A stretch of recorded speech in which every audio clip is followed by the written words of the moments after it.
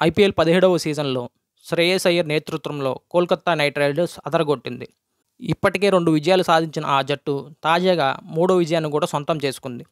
బుధవారం రాత్రి విశాఖపట్నం వేదికగా ఢిల్లీతో జరిగిన మ్యాచ్లో కోల్కతా 106 పరుగుల తేడాతో ఘన విజయం సాధించింది. కోల్కతా విధించిన 273 లక్ష్య ఛేదనలో ఢిల్లీ విఫలమైంది. కెప్టెన్ రిషబ్ పంత్ 55 పరుగులతో మెరుపు ఇన్నింగ్స్ ఆడాడు. అలాగే ట్రిస్టన్ స్టబ్ 54 రన్స్తో క్రీజులో ఉన్నంతసేపు ధాటిగా ఆడాడు.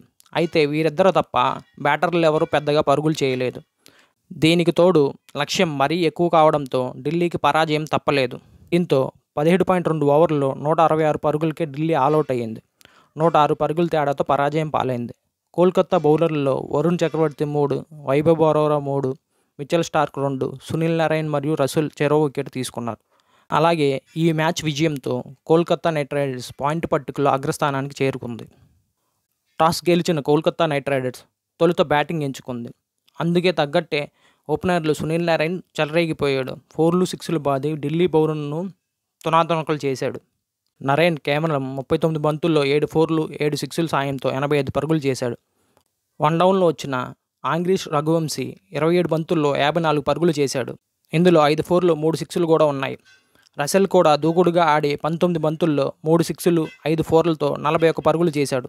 దీంతో కోల్కతా నిర్ణీత 20 ఓవర్లలో 7 వికెట్ల నష్టానికి 272 పరుగులు చేసింది.